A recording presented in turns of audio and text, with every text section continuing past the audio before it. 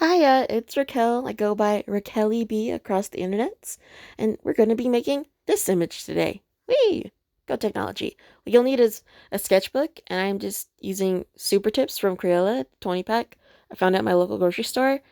Um, and I'm only using about 3 or 4 colors from this range. I don't even think I end up using the gray now that I think about it. Actually, I do. Never mind. And then this black acrylic marker. It's like a paint pen. That one's from Royal Talons, I think. And let's just go. We're gonna make something similar. When I make these abstracts, it's really about figuring out, for me, when I do abstracts, it's really about composition, color, and just balance. So I first start out by making some kind of random shape and filling it in. And a part of this is deciding how I'm going to fill it in because texture does make a difference. It is important. So it doesn't matter what the medium is, you gotta kind of finesse it and understand what you're trying to do. So I make each shape and I am considering the spacing of the shapes, the flow, kind of the balance of the overall image, and I'll add them and I think about how big each shape is in relation to one another. And then I also, especially with these Crayola Super Tips, because they are a water-based ink, I like to work from light to dark because I don't want to cross contaminate my markers. So it's just easier to work from the lightest color I selected to the darkest color so that I don't mess up my pens and then my yellows start having browns and stuff when I'm using them. So that's just one thing I do.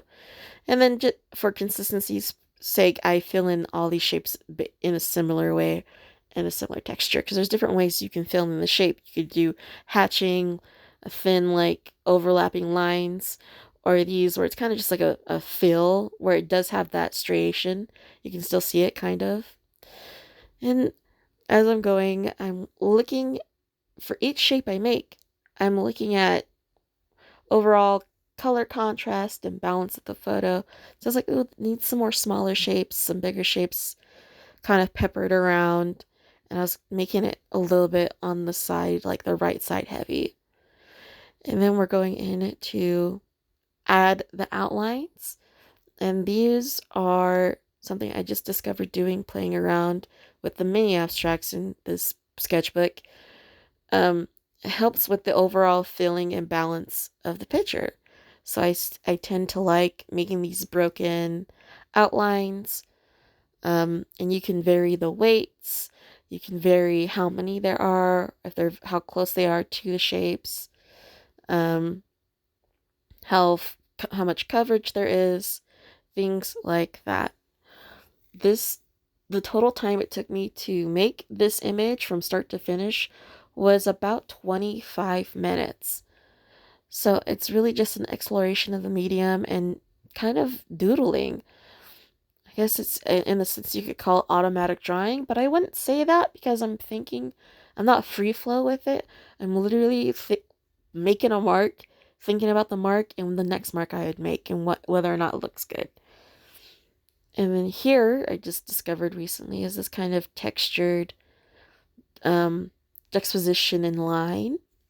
So I'm adding another shape, and instead of filling it to the brim with like trying to make a flat color with these markers, which is very hard to do because it's a felt tip, I do a thing where it is kind of like a maze. I don't know, with the strikes, but with even spacing around it, and it follows the shape. And I think it adds a interesting kind of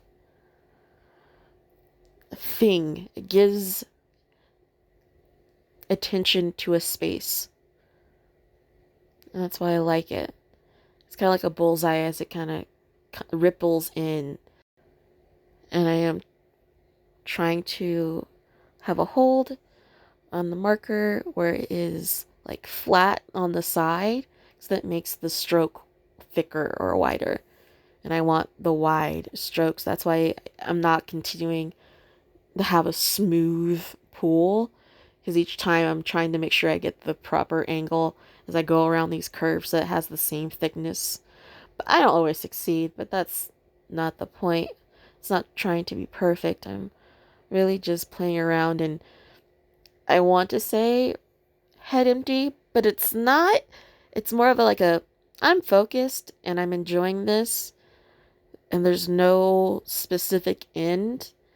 I'm enjoying the journey there. So it's not head empty. I'm just seeing what my mind says and making choices as I go, kind of thing. And we're almost to the end.